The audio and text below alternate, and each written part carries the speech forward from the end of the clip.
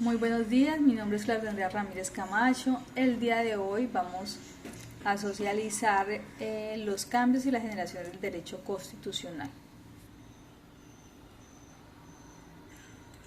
Vamos a dar inicio. Bueno, entonces como lo dije anteriormente, el título de nuestra exposición es Los cambios y generaciones del derecho constitucional general.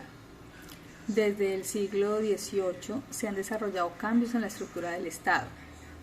Como primer momento a tratar, sitúa el Estado liberal como una concepción de liberaciones provenientes de la Revolución de 1789 en la toma de Bastilla, configurada históricamente como la Revolución Francesa, por medio de la cual se dan las libertades del pueblo colombiano para determinar su querer de una forma bastante amplia, desarrollando teorías y estructuras modernas del aparato burocrático del Estado en un tanto independientes de ciertos valores y necesidades del pueblo, dejando y orientando toda su política hacia un libre desarrollo económico que, según la teoría de Adam Smith, se regulaba por sí solo, teniendo entonces el Estado, si bien una posición de garante frente al pueblo, no un monopolio total ni un nulo intervencionismo frente a las necesidades básicas del pueblo. Por lo tanto, era cada una de las personas respecto de su meritocracia, su posición social y su capacidad económica la que iba a encargarse de llevar a cabo sus menesteres tanto en su hogar como en el campo comunitario.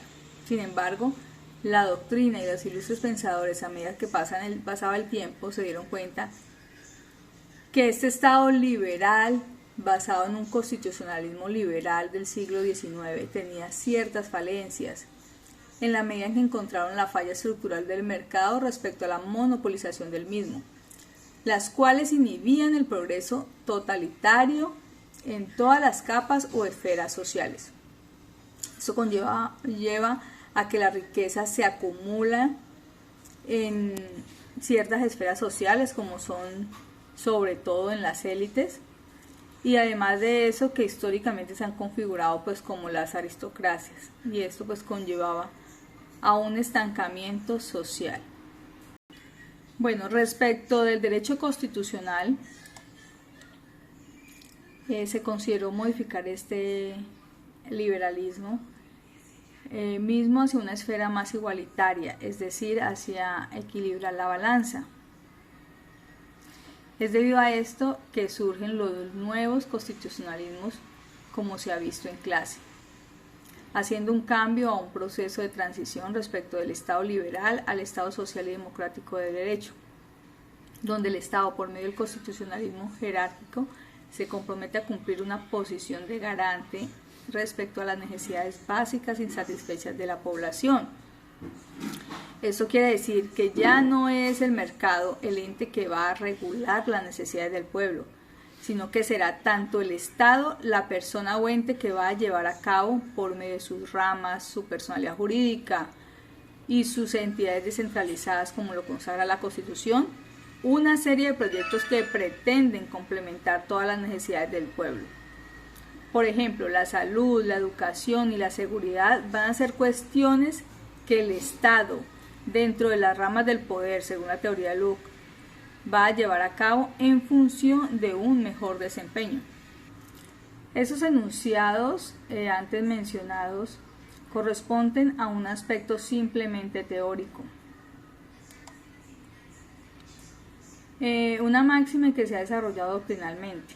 En Colombia se tuvo una característica principal, como se ve en los contenidos que hemos desarrollado en esta unidad. Tenemos que tener en cuenta entonces el contexto que se está viviendo con un nuevo constitucionalismo, tanto latinoamericano como europeo, el cual los diferentes pensadores del Estado nos han dicho que un constitucionalismo tiene cambios a mediano y a largo plazo, nunca en un lapso corto, de tiempo corto. Esto debido a que la cultura que tiene un pueblo es supremamente complejo de tratar y de cambiar. Esto realmente es muy complejo poderlo alterar. debido a las diferentes aristas sociopolíticas y económicas que se manejan. En Colombia se atendió el cambio en función de dos cosas principalmente. Primero, el nuevo constitucionalismo europeo, que buscó el Estado social y democrático del derecho, desde pensadores como Bauer en Alemania. También se llevó a cabo un cambio en función del movimiento latinoamericano del constitucionalismo, que surgía, pues que seguía los pasos del occidente, ¿no? Sin duda alguna en Colombia se tiene un panorama complejo, dando pues que proviene de una constitución conservadora en 1986 que promovió Rafael Núñez en su tiempo, lo cual conlleva una serie de fenómenos complejos históricamente, ¿no?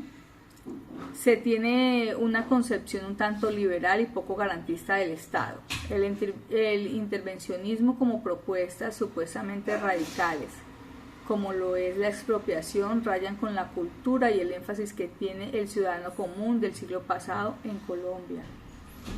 La separación del Estado y la Iglesia se configuran como políticas muy complejas. Sin embargo, el desarrollo constitucional y los nuevos constitucionalismos le permiten al pueblo comprender tales circunstancias por medio de su dogmática, buscando, y aquí es importante aclarar, la importancia del derecho constitucional general, porque es por medio de este mecanismo que se organizan las esferas sociopolíticas, económicas, administrativas, además las fiscales y las políticas del Estado y la organización en general del Estado. Un Estado sin un derecho constitucional es como tener un vehículo sin timón.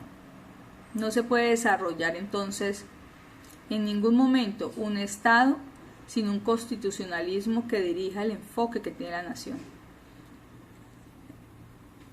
En el caso de Ciro Angarita, un ex magistrado de la Corte Constitucional, reconocido por sus célebres citas, ha identificado la necesidad que tiene la visión, la existencia humana respecto al bien, en función de promover una moral en base a una ética socialmente aceptada que promueva la solidaridad entre las entidades y el pueblo, configurándose de una manera en que todas se orienten armónicamente hacia el progreso social.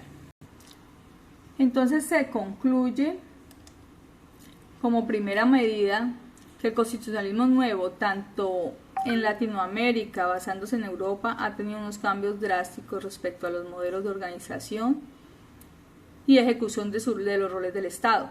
Se tiene un Estado totalmente diferente respecto de sus funciones en cada uno de los nuevos constitucionalismos. Claro está que esos procesos teóricos que desde la dogmática se han desarrollado no se ven materializados en un 100%.